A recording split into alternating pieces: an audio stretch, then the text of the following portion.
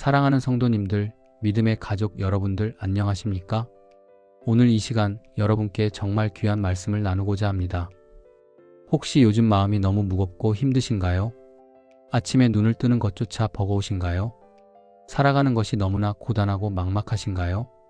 그런 경험 있으시죠? 저도 목회를 하면서 수많은 성도님들을 만나왔습니다. 눈물로 고백하시는 분들의 이야기를 들으면서 저 또한 함께 울었습니다. 사업이 어려워 밤잠을 이루지 못하시는 분, 자녀 문제로 가슴을 치며 기도하시는 어머니, 어떤 질병으로 절망에 빠진 분, 관계의 상처로 마음의 문을 닫아버린 분들을 봅니다. 이 땅을 살아가는 것이 정말 쉽지 않습니다. 2025년 오늘을 살아가는 우리에게 이 세상은 때로 너무나 차갑고 냉정합니다. 하지만 사랑하는 성도님들, 오늘 제가 여러분께 전하고 싶은 소식이 있습니다. 우리에게는 영원히 변치 않는 위로의 말씀이 있다는 것입니다. 바로 시편 말씀입니다. 시편은 우리 신앙의 선배들이 인생의 가장 깊은 골짜기를 지날 때 하나님께 드렸던 기도이자 고백입니다. 오늘 이 시간 인생이 힘들 때 붙잡아야 할 시편 말씀 10가지를 여러분과 함께 나누려고 합니다. 이 말씀들이 여러분의 마음에 진정한 위로와 평안을 가져다 줄 것입니다. 그럼 지금부터 함께 이 귀한 여정을 시작해 보겠습니다. 첫 번째로 말씀드리고 싶은 것은 바로 두려움에 대한 것입니다. 우리는 살아가면서 정말 많은 두려움을 만납니다. 내일이 두렵고 미래가 불안하고 이 문제를 어떻게 해결할지 막막합니다. 밤에 잠자리에 누우면 온갖 걱정이 머릿속을 가득 채웁니다. 이런 두려움 속에서 우리가 붙잡아야 할 단 하나의 말씀이 있습니다. 시편 23편 4절입니다. 내가 사망의 음침한 골짜기로 다닐지라도 해를 두려워하지 않을 것은 주께서 나와 함께 하심이라. 주의 지팡이와 막대기가 나를 안위하시나이다. 이 말씀을 기록한 다윗은 양을 치던 목동이었습니다. 그는 양들을 인도하며 때로는 위험한 골짜기를 지나야 했습니다. 사자와 곰이 나타나는 위험한 순간들도 있었습니다. 하지만 다윗은 그 모든 순간에 하나님이 함께 하심을 경험했습니다. 나중에 다윗은 왕이 되었지만 아들 압살롬에게 쫓겨 도망가야 했습니다. 그야말로 사망의 음침한 골짜기였습니다. 하지만 그때도 다윗은 이 고백을 할 수 있었습니다. 주님께서 나와 함께 하신다고 말입니다. 사랑하는 성도님들, 여러분도 지금 사망의 음침한 골짜기를 지나고 계신가요? 앞이 보이지 않고 어둡기만 한가요? 그럴 때일수록 이 말씀을 붙잡으시기 바랍니다. 주님께서 여러분과 함께 하십니다. 주님의 지팡이와 막대기가 여러분을 안위하십니다. 실제로 작년에 제가 만난 한 성도님이 계셨습니다. 사업이 완전히 망하고 빚만 수억 원이 남았습니다. 가족들과도 헤어져야 하는 상황이었습니다. 그분은 매일 아침 20편, 23편을 읽으며 하루를 시작했습니다.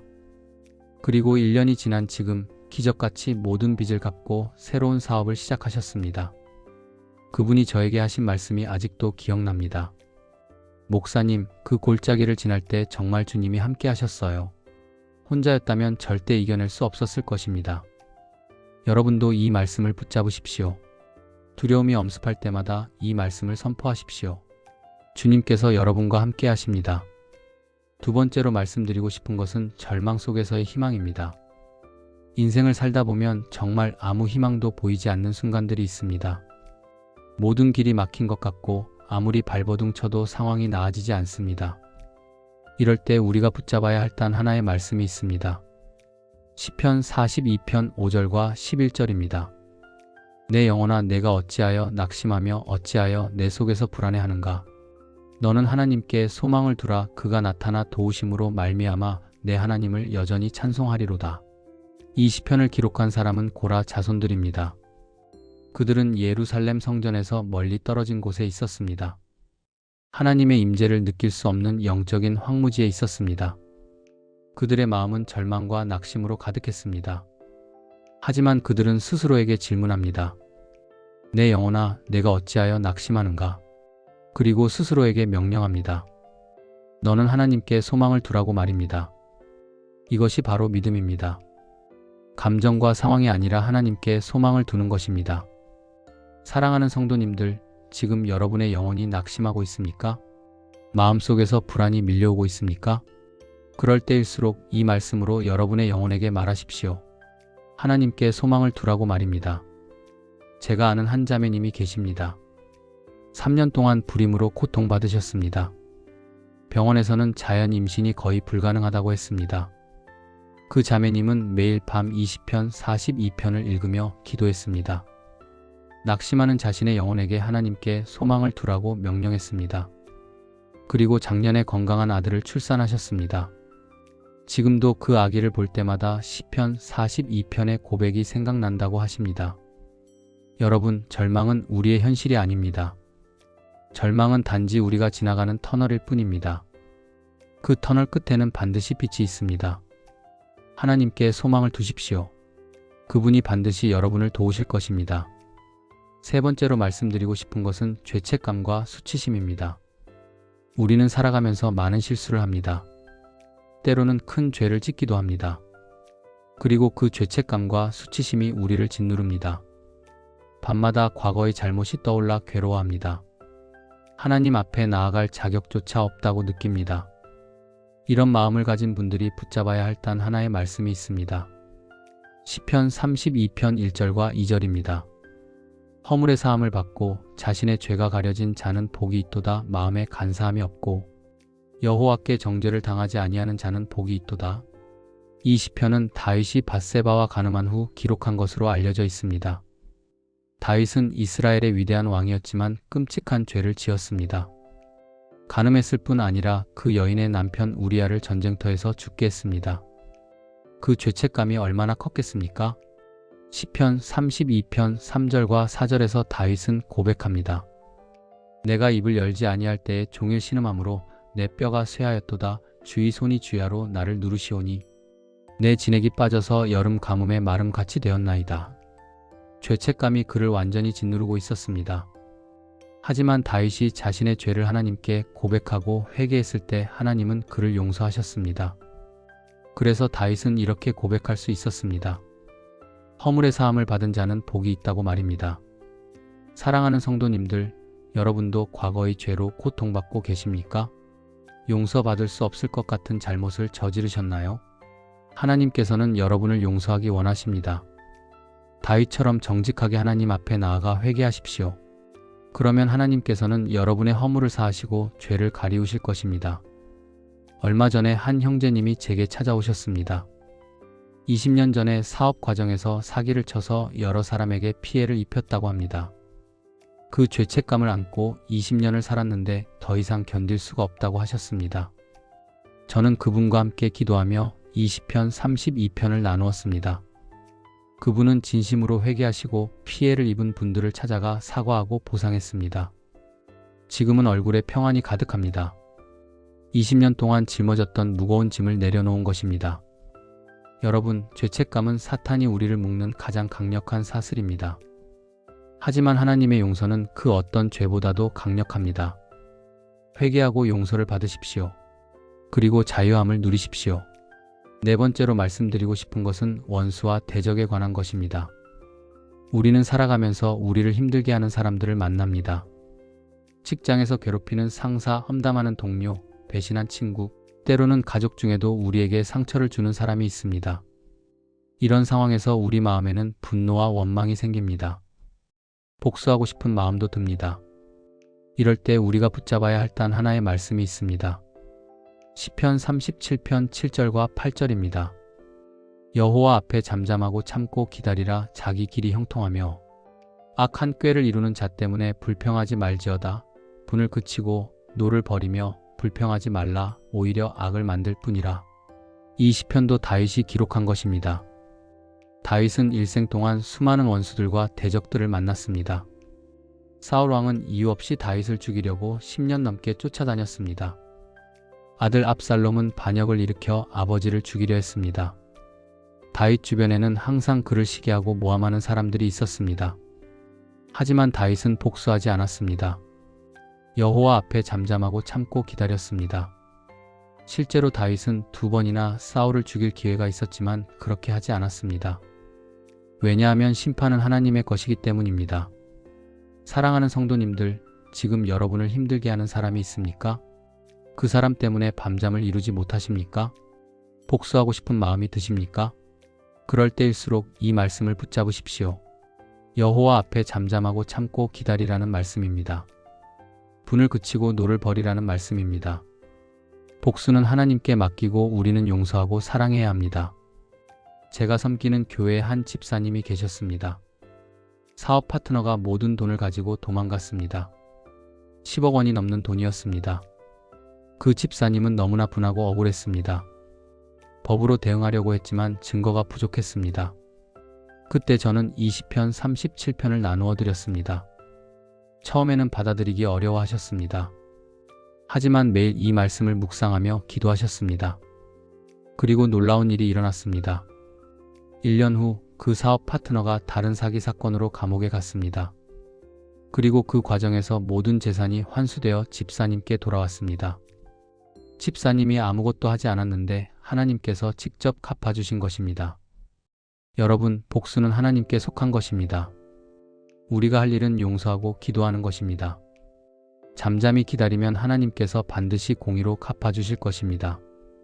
5번째로 말씀드리고 싶은 것은 외로움입니다. 현대 사회는 그 어느 때보다 사람들로 붐비지만 역설적으로 외로움을 느끼는 사람들이 많습니다. 가족이 있어도 외롭고 친구가 있어도 외롭습니다. 특히 나이가 들수록 외로움은 더 깊어집니다. 자녀들은 바쁘고 배우자는 먼저 세상을 떠나고 친구들도 하나둘 사라집니다. 이런 외로움 속에서 우리가 붙잡아야 할 단 하나의 말씀이 있습니다. 시편 68편 6절입니다. 하나님은 고독한 자들을 가정에 처하게 하시며 갇힌 자들을 이끌어내사 형통하게 하시느니라. 이 말씀은 하나님의 본성을 보여줍니다. 하나님은 고독한 자들을 홀로 버려두지 않으십니다. 그들을 가정에 처하게 하십니다. 여기서 가정은 단순히 혈연으로 맺어진 가족만을 의미하지 않습니다. 신앙의 공동체, 사랑의 관계, 따뜻한 교제를 의미합니다. 하나님은 외로운 사람들을 위해 새로운 관계를 예비하십니다. 출애굽 당시 이스라엘 백성들은 이집트에서 노예로 고독하게 살았습니다. 하지만 하나님께서 그들을 이끌어내셔서 하나의 민족, 하나의 가정으로 만드셨습니다. 광야에서 그들은 서로를 의지하며 공동체를 이루었습니다. 사랑하는 성도님들, 지금 외로우십니까? 세상에 나 혼자뿐인 것 같으십니까? 아무도 나를 이해해주지 않는 것 같으십니까? 그럴 때일수록 이 말씀을 기억하십시오. 하나님은 고독한 자들을 홀로 두지 않으신다는 말씀입니다. 작년에 우리 교회에 70대 할머니 한 분이 오셨습니다. 남편이 돌아가시고 자녀들은 모두 외국에 나가서 혼자 사셨습니다. 너무 외로워서 매일 울기만 했다고 합니다. 어느 날 우연히 우리 교회를 알게 되어 방문하셨습니다. 처음에는 낯설어 하셨지만 점점 교회 식구들과 친해지셨습니다. 같은 처지의 할머니들을 만나 기도 모임을 만들었습니다. 지금은 매일 교회에 나오셔서 봉사하시고 웃으시며 살고 계십니다. 얼마 전에 제게 이렇게 말씀하셨습니다. 목사님, 하나님께서 저를 새로운 가정에 두셨어요. 이제 저는 외롭지 않아요. 여러분, 하나님은 고독한 자들의 하나님이십니다. 여러분이 외로울 때 하나님께 나아가십시오. 하나님께서 여러분을 위해 새로운 가정, 새로운 관계를 예비하실 것입니다. 6번째로 말씀드리고 싶은 것은 재정적 어려움입니다. 돈 문제는 현실적이고 구체적인 어려움입니다. 빚에 시달리고 생활비가 부족하고 미래가 불안합니다. 이런 재정적 어려움 속에서 우리가 붙잡아야 할 단 하나의 말씀이 있습니다. 시편 37편 25절입니다. 내가 어려서부터 늙기까지 의인이 버림을 당하거나 그의 자손이 걸식함을 보지 못하였도다. 이 말씀은 다윗이 평생의 경험을 통해 고백하는 것입니다. 다윗은 어려서 양을 치는 목동이었다가 왕이 되었고 또 도망자가 되었다가 다시 왕이 되었습니다. 그의 인생은 부침이 심했습니다. 하지만 그 모든 과정에서 다윗이 발견한 진리가 있습니다. 하나님은 의로운 자를 버리지 않으신다는 것입니다. 의인과 그의 자손이 걸식하는 것을 본 적이 없다는 것입니다. 이것은 하나님의 신실하심을 보여주는 증거입니다. 사랑하는 성도님들, 지금 재정적으로 어려우십니까? 빚 때문에 잠을 이루지 못하십니까? 내일 먹을 것이 걱정되십니까? 그럴 때일수록 이 말씀을 붙잡으십시오. 하나님은 의인을 버리지 않으신다는 말씀입니다.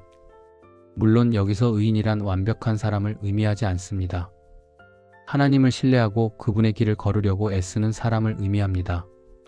제가 아는 한 형제님이 계십니다. 회사가 부도가 나서 하루아침에 모든 것을 잃었습니다.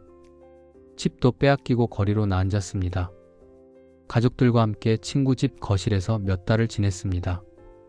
그때 그 형제님이 매일 읽었던 말씀이 바로 20편, 37편, 25절이었습니다. 하나님은 의인을 버리지 않으신다는 말씀을 붙잡고 기도했습니다. 그리고 놀랍게도 한 달 만에 새로운 일자리를 얻었습니다. 1년 후에는 작은 집을 마련했습니다. 3년이 지난 지금은 자신의 사업을 다시 시작했습니다. 그분이 간증하실 때마다 하시는 말씀이 있습니다. 정말 하나님은 의인을 버리지 않으십니다. 제가 그 사실을 제 인생으로 증명합니다. 여러분, 재정적 어려움이 여러분의 믿음을 흔들지 못하게 하십시오. 하나님을 신뢰하고 그분의 길을 걸으십시오. 하나님께서 반드시 여러분을 책임지실 것입니다. 7번째로 말씀드리고 싶은 것은 질병과 고통입니다. 우리 몸이 아플 때 우리는 정말 연약해집니다. 통증은 우리의 믿음까지 흔들어 놓습니다. 왜 나에게 이런 일이 생겼을까 원망하게 됩니다. 이런 고통 속에서 우리가 붙잡아야 할 단 하나의 말씀이 있습니다. 시편 103편 2절에서 5절까지입니다.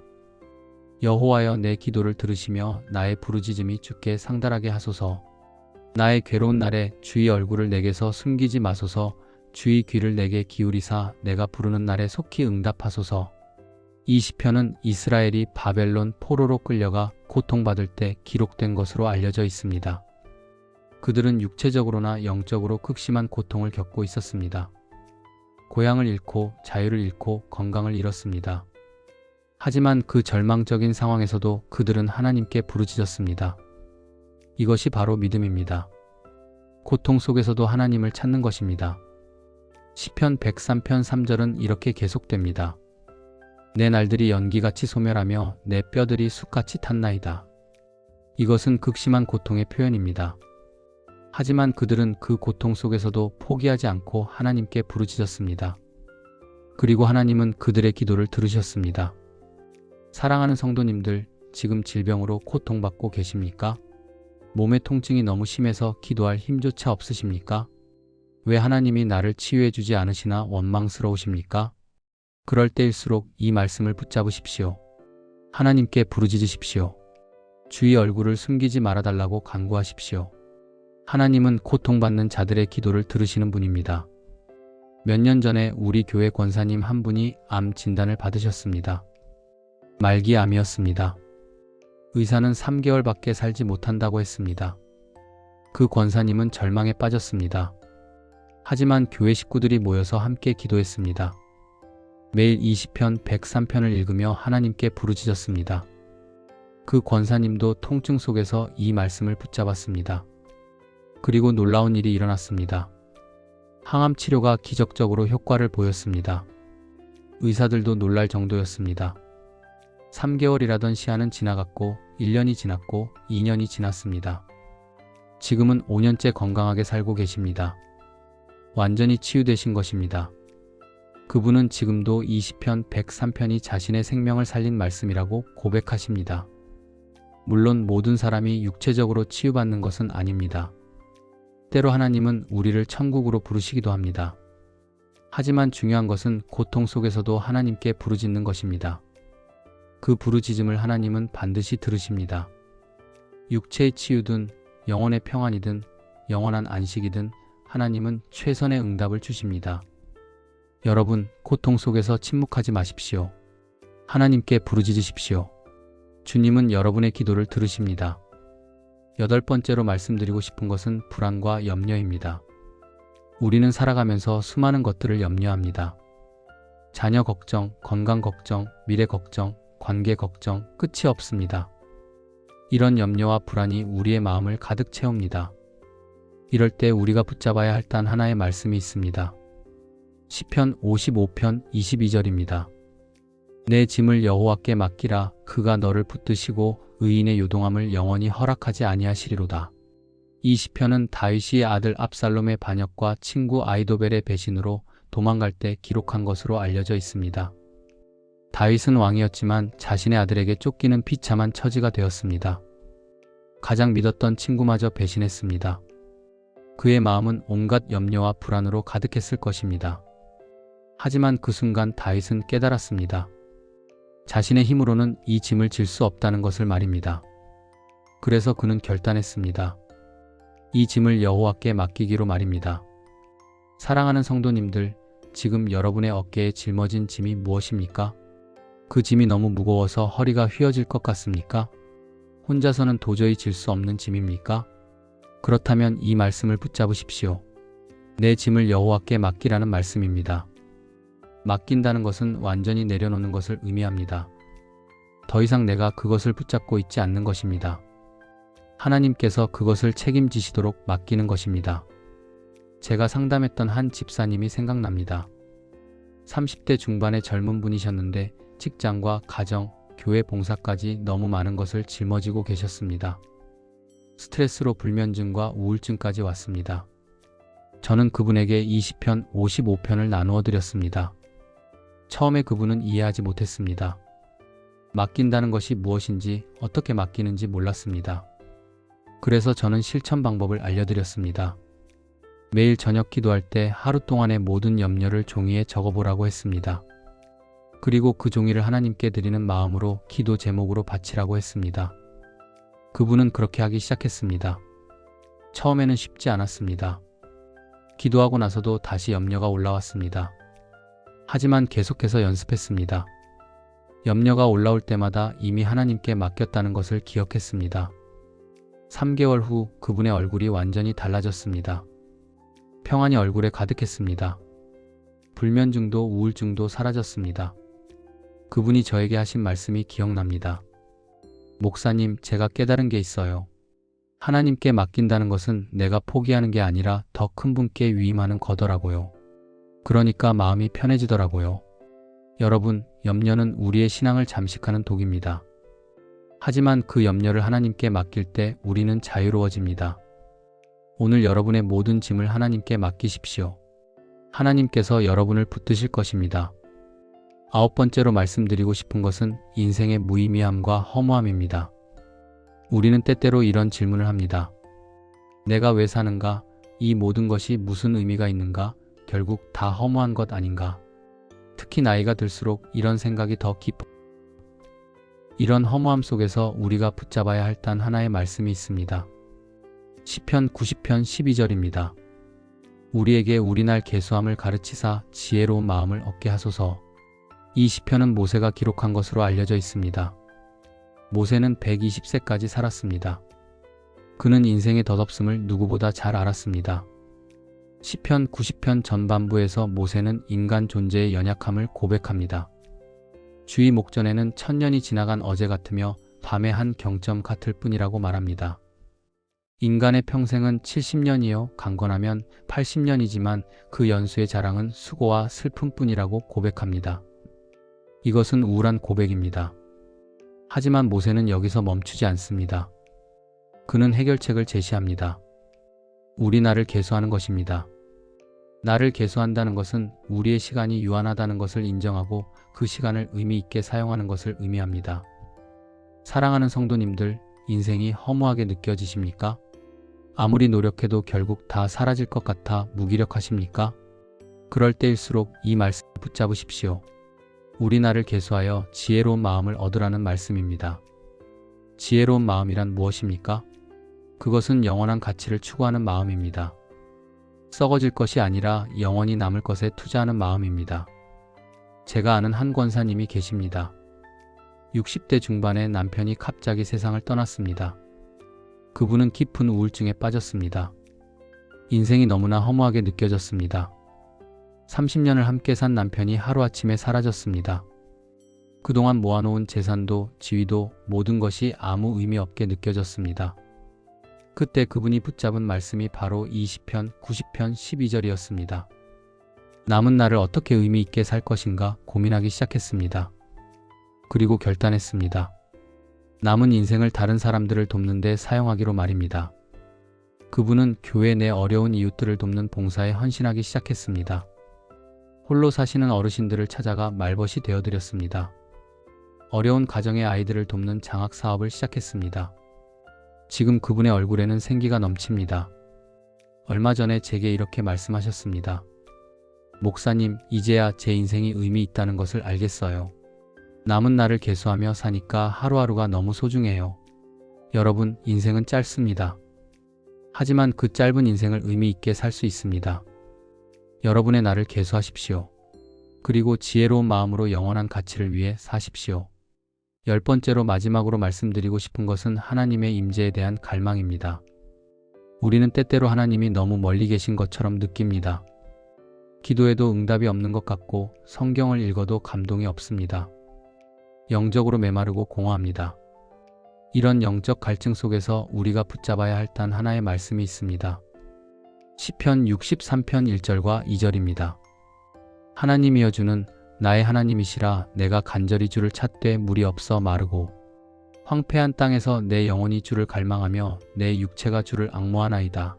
내가 주의 권능과 영광을 보려 하여 이와 같이 성소에서 주를 바라보았나이다. 이 시편은 다윗이 유대 광야에 있을 때 기록한 것입니다. 다윗은 아들 압살롬의 반역으로 예루살렘을 떠나 광야로 도망쳤습니다. 광야는 물이 없어 마르고 황폐한 곳입니다. 육체적으로도 힘들었지만 더 힘든 것은 영적인 갈증이었습니다. 다윗은 하나님의 성전에서 예배드릴 수 없었습니다. 하나님의 임재를 경험할 수 없었습니다. 그래서 다윗의 영혼은 목마른 사슴이 시냇물을 찾듯이 하나님을 갈망했습니다. 하지만 여기서 중요한 것은 다윗이 포기하지 않았다는 것입니다. 광야에서도 다윗은 하나님을 찾았습니다. 간절히 하나님을 갈망했습니다. 사랑하는 성도님들, 지금 영적으로 메마르십니까? 하나님이 멀리 계신 것처럼 느껴지십니까? 기도해도 아무 감동이 없고 예배드려도 공허하십니까? 그럴 때일수록 이 말씀을 붙잡으십시오. 하나님을 간절히 찾으라는 말씀입니다. 하나님을 갈망하라는 말씀입니다.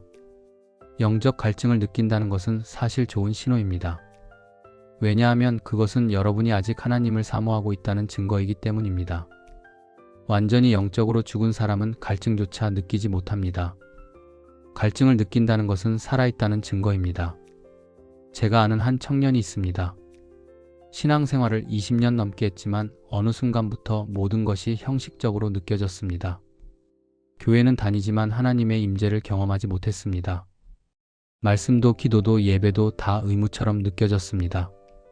그 청년은 심각한 영적 위기를 겪었습니다. 그때 저는 이 시편 63편을 나누어 주었습니다.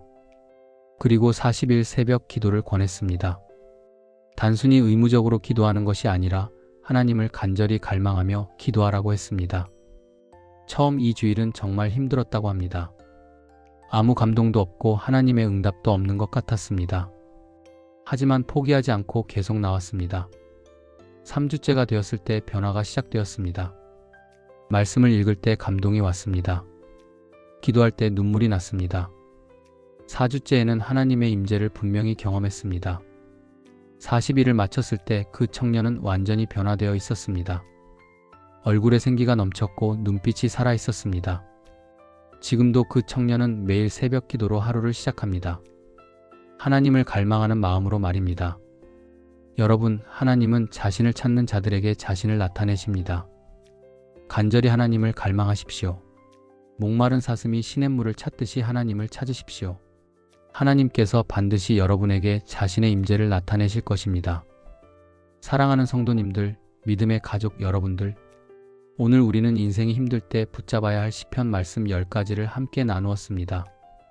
두려움 속에서 시편 23편 4절을 붙잡으십시오. 절망 속에서 시편 42편 5절을 붙잡으십시오. 죄책감 속에서 시편 32편 1절을 붙잡으십시오. 원수 앞에서 시편 37편 7절을 붙잡으십시오. 외로움 속에서 시편 68편 6절을 붙잡으십시오. 재정적 어려움 속에서 시편 37편 25절을 붙잡으십시오. 질병의 고통 속에서 시편 103편 2절을 붙잡으십시오. 불안과 염려 속에서 시편 55편 22절을 붙잡으십시오. 인생의 허무함 속에서 시편 90편 12절을 붙잡으십시오. 영적 갈증 속에서 시편 63편 1절을 붙잡으십시오. 이 말씀들은 단순한 글자가 아닙니다. 이것은 살아계신 하나님의 말씀입니다. 이 말씀은 능력이 있습니다. 이 말씀은 우리를 변화시키는 힘이 있습니다. 3000년 전 다윗과 이스라엘 백성들을 위로했던 이 말씀이 오늘 2025년을 살아가는 우리에게도 동일한 위로와 평안을 줍니다. 왜냐하면 이 말씀을 주신 하나님은 어제나 오늘이나 영원토록 동일하신 분이시기 때문입니다. 여러분이 지금 어떤 어려움 속에 있든지 이 말씀을 붙잡으십시오. 매일 아침 일어나서 이 말씀을 읽으십시오. 밤에 잠자리에 들기 전에 이 말씀을 묵상하십시오. 어려운 순간이 찾아올 때마다 이 말씀을 선포하십시오. 그러면 하나님께서 이 말씀을 통해 여러분에게 말씀하실 것입니다. 위로하시고 평안을 주실 것입니다. 힘을 주시고 소망을 주실 것입니다. 여러분, 인생은 결코 쉽지 않습니다. 앞으로도 우리에게는 많은 어려움이 있을 것입니다. 하지만 우리에게는 이 위대한 말씀이 있습니다. 이 말씀이 우리의 등불이요 빛입니다.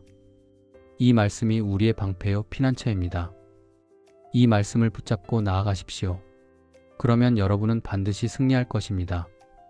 어떤 어둠도 여러분을 이길 수 없을 것입니다. 어떤 어려움도 여러분을 넘어뜨릴 수 없을 것입니다. 왜냐하면 여러분과 함께 하시는 하나님이 어둠보다 강하시고 어려움보다 크시기 때문입니다. 오늘 이 말씀이 여러분의 마음에 깊이 새겨지기를 기도합니다. 여러분의 삶 속에서 이 말씀이 살아 역사하기를 기도합니다. 이 말씀을 통해 여러분이 진정한 위로와 평안을 얻으시기를 기도합니다. 혹시 이 영상이 도움이 되셨다면 좋아요 버튼을 눌러주시고 구독도 부탁드립니다. 그리고 댓글로 여러분의 간증을 나누어 주십시오. 어떤 말씀이 가장 마음에 와닿았는지, 어떤 경험을 하셨는지 함께 나누면 서로에게 큰 힘이 될 것입니다. 또한 이 영상을 지금 힘들어하고 있는 주변의 가족과 친구들에게도 공유해 주십시오. 여러분을 통해 다른 사람들도 이 귀한 말씀의 위로를 받을 수 있을 것입니다. 사랑하는 성도님들, 믿음의 가족 여러분들, 하나님께서 여러분과 함께 하시기를 축복합니다. 여러분의 가정에 평안이 있기를 축복합니다. 여러분의 마음에 위로가 있기를 축복합니다. 여러분의 삶에 소망이 넘치기를 축복합니다. 오늘 하루도 주님의 은혜 안에서 승리하시기를 축복합니다. 주님의 이름으로 축복합니다. 아멘.